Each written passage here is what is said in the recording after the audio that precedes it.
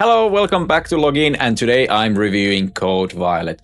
You can probably already tell from the title and thumbnail that this isn't going to be a very positive review. I'll be clear right away, this game is very rough. In fact, it's easily one of the worst games I've played on PS5, and honestly, one of the worst games I've ever played overall. My final score is going to reflect that. What makes this disappointing is that there are some interesting ideas here. On paper, Code Violet could have been something genuinely interesting. The problem is execution, and right now the execution just isn't there. One quick thing before we start, some creators have reported copyright claims on critical videos of this game, so I'm doing this review a little differently. I've left my face cam on throughout the video. That's not something I usually do, but hopefully it helps so my video doesn't automatically get taken down. My channel is very small, so I don't even know if anyone would actually come after a review like this, but either way, I want to be honest. So let's take a look at Code Violet together. So let's start with what Code Violet is trying to be. At its core, this is a survival horror action game with heavy sci-fi elements. It mixes dinosaurs, cloning, time travel, and futuristic technology, and for a brief moment, that combination actually sounds interesting. On paper, the ambition could have worked. The problem is the world building and the story. I'll give the game credit for being unique, but unique doesn't automatically mean good. The story is confusing, poorly explained, and badly put together. I had to stop several times just to figure out what was happening. The setting itself has some potential. There aren't many dinosaur games, and personally, I love dinosaurs. Jurassic Park is one of my favorite movies of all time, and it still holds up incredibly well. Honestly, the dinosaurs in a movie from 1993 still look better than they do here. For a long time, the game keeps everything extremely vague. Where did the dinosaurs come from? Why are they here? What is actually going on? There is a sense of mystery at first, and I was genuinely curious to see where it was going. Unfortunately, the reveals aren't really satisfying. You play as Violet, who wakes up confused with partial memory loss, trying to put pieces together. What happened? You sneak around dinosaurs using a high-tech suit that can turn invisible, which could have been interesting mechanically. Combat and systems feel very familiar. You have standard weapons like pistols, assault rifles, SMGs, a magnum, and a knife, and the game borrows heavily from Resident Evil. The crafting system, inventory, and even the safe room design feel almost identical. It's like they replaced zombies with dinosaurs without rethinking how that changes the experience. And later, it's revealed that the character didn't travel somewhere far away, but actually traveled back in time, which explains the dinosaurs. The game also introduces the idea of using Violet's eggs to breed human dinosaur hybrids, which is strange. It's interesting, it's unique, and honestly kind of disturbing. Overall, the setting has potential, but the story isn't strong enough to support it. The characters lack depth, the dialogue feels awkward, and none of it comes together in a satisfying way. Now, let's talk about gameplay, because this is where things really start to fall apart. Right from the very beginning, the controls feel clunky and unreliable. And I don't mean slightly off, I mean immediately noticeable. Here's literally how my experience started. I opened a door, I was supposed to run, and my character just didn't run. I had to restart and then restart again. At this point, between the dinosaur animations and Violet's completely blank facial expressions, I honestly couldn't stop laughing. This is supposed to be a tense survival horror moment, but it already felt unintentionally comedic. Sneaking, which should have been a core mechanic, feels awkward. It's often hard to tell where the dinosaurs are coming from, and many times it felt like stealth was working against me rather than for me.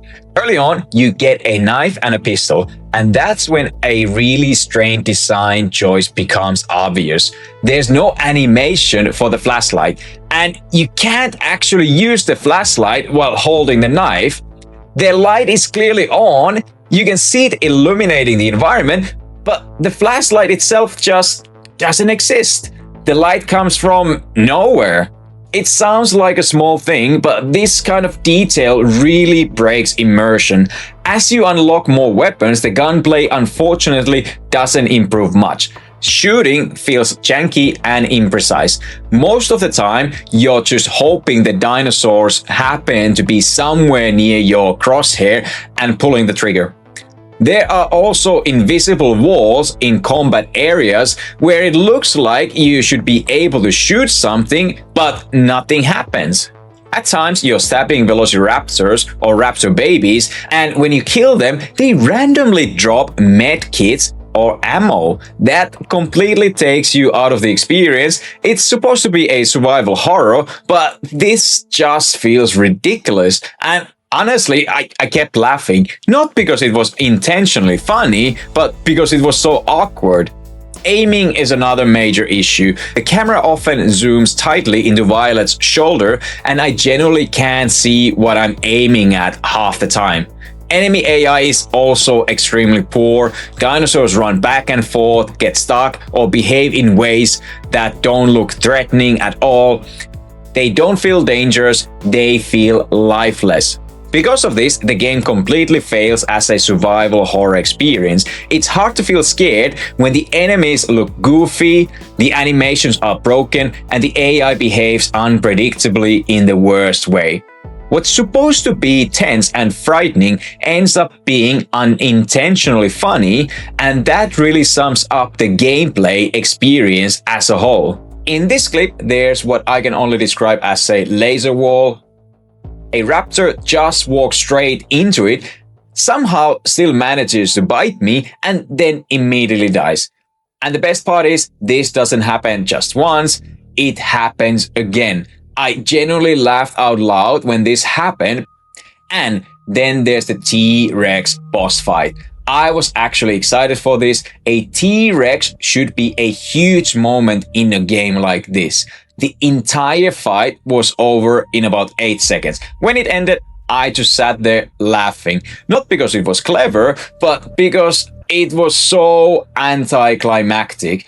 And it somehow gets worse with the final boss. The controls are clunky, aiming feels unreliable, and the enemy barely feels present. After a few hits, that's basically it. There's no tension, no build-up, no payoff.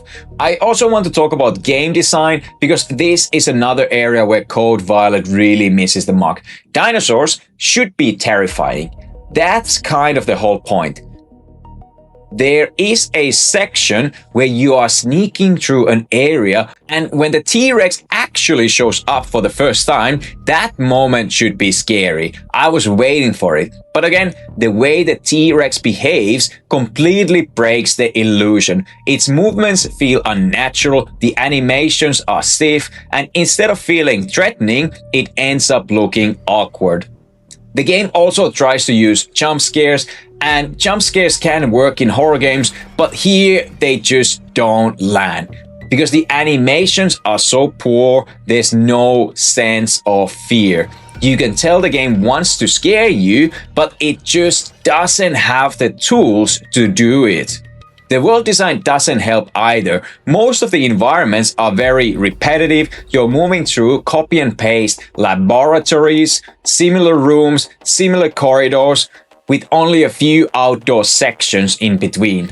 There's also a lot of backtracking. Some exploration, yes, but not in a rewarding way. You'll find collectibles like ducks or eggs, but they don't really serve any meaningful purpose. Resources are so plentiful that I constantly had to throw items away because my inventory was so full all the time. That completely removes any sense of survival tension. There's also a puzzle near the end involving a chessboard, and honestly, it perfectly sums up how lazy some of the designs feel. You make one move, shoot the king, and that's it, you move on. And speaking of lazy design choices, we need to talk about the sex appeal in this game. There are a lot of revealing outfits and camera shots that focus heavily on Violet's body. On its own, there's nothing inherently wrong with that. What makes it feel ridiculous is the context. The developers have said they didn't want players to sexualize their characters with mods on PC, which is one of the reasons the game wasn't released there. But at the same time, the game itself heavily sexualizes Violet through outfits, camera angles. There are over 20 different costumes, ranging from Christmas outfits to extremely revealing ones, complete with exaggerated jiggle physics. Honestly, I wish that time and effort had gone into improving animations, enemy behavior, and overall polish instead of focusing so much on sex appeal. And that brings me nicely to the next topic, the visuals. I've already mentioned this earlier, but the dinosaur animations are by far the biggest problem in the entire game. Unless these animations are completely reworked, this game simply doesn't work. Dinosaurs move in ways that feel unnatural and weightless. Instead of being intimidating, they look artificial, and that completely kills the horror element. There are also environmental details that don't hold up well. Body parts lying on the floor look low quality and oddly placed, which again takes away from any sense of tension or fear. On top of that, there are a lot of visual glitches. For example, you'll see a velociraptor head clipping straight through boxes or walls. There are also moments where Violet is speaking, but her mouth isn't moving at all. Better than nothing, I guess. Definitely too tight, though.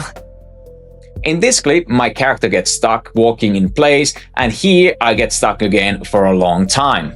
This text box at the bottom of the screen stayed stuck for an extended period of time. It even covered the subtitles, which made it difficult to follow what was happening.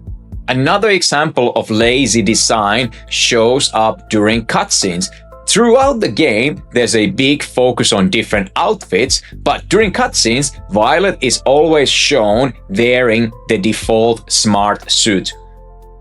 But if you've chosen a different outfit in gameplay, the cutscene ignores it completely. It creates a disconnect and makes everything feel inconsistent. Same happens for the hairstyles as well. There are also some clear issues with performance and stability. Throughout my playthrough, I ran into visual glitches, noticeable frame drops, and occasional freezes. There are also invisible walls that interrupt movement and combat. The frame rate regularly dips into what feels like the low 20s, which is especially noticeable during combat or busier scenes. The frame rate regularly dips into what feels like the low 20s. To be fair, I didn't experience any completely game-breaking crashes. But for a game that already looks visually outdated, this level of performance just isn't acceptable. Now, very quickly, I want to talk about the sound and music. Surprisingly, the music is actually one of the better parts of the game. At certain moments, it works well and it helps set the mood that the visuals and gameplay fail to support. The voice acting is mixed. It's not great, but it's also not the worst I've heard. A lot of the problems here seem to come from weak writing rather than the performances themselves. These footsteps should be loud and noticeable, especially in a game where sound is supposed to matter. In a survival horror setting, sounds like this should attract enemies, just like in the original Jurassic Park. Instead, moments like this just make the world feel unresponsive and unfinished. So after looking at the gameplay, the design, and the technical issues, and the overall presentation, I want to wrap this up with my final verdict. Starting with story and setting. On paper, the setting could actually be interesting. Dinosaurs, sci-fi, cloning, and the time travel isn't something you see every day. Unfortunately, the execution is poor, the story is confusing, badly explained, and the reveals aren't satisfying. Characters lack depth, and the dialogue doesn't help sell the world.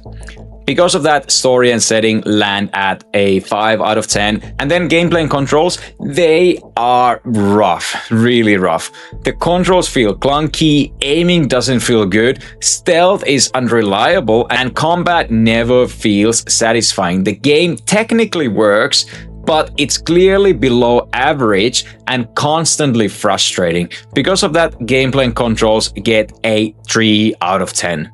And then game and level design, this one is very repetitive. There's a lot of backtracking, reused environments, and copy and paste locations. There are a couple of interesting ideas here and there, but nothing feels properly developed. On top of that, the game borrows very heavily from Resident Evil to the point where it feels more copied than inspired. Overall, game and level design gets a 4 out of 10. In terms of player choice and playstyles, there are different outfits, weapons, guns, and difficulty settings. There are no narrative choices, but mechanically, you do have some flexibility in how you approach combat. Nothing here is spectacular, but it's a solid enough to earn 6 out of 10. And then graphics and art direction are a disaster. This game looks outdated, facial animations are stiff, and the dinosaur animations are by far the biggest problem here. They look unnatural, lifeless, and completely destroy the horror elements the game is trying to create. Honestly, unless these animations are completely reworked, this game simply doesn't work. Because of that, graphics and art direction get a 1 out of 10. Performance and stability are also disappointing. There are frequent glitches, bugs, frame drops into the low 20s, freezes, and invisible walls. To be fair, I didn't experience any game-breaking crashes, and the game does technically remain playable, but this level of performance is not acceptable, especially for a game that already looks outdated. Performance and stability get a 4 out of 10. Sound and music are mixed. The music is actually pretty solid at times, and on its own it could easily be a 7 out of 10. However, voice acting is lifeless, and there are missing or inconsistent sound effects that hurt immersion. Taking everything together, sound and music get a 6 out of 10.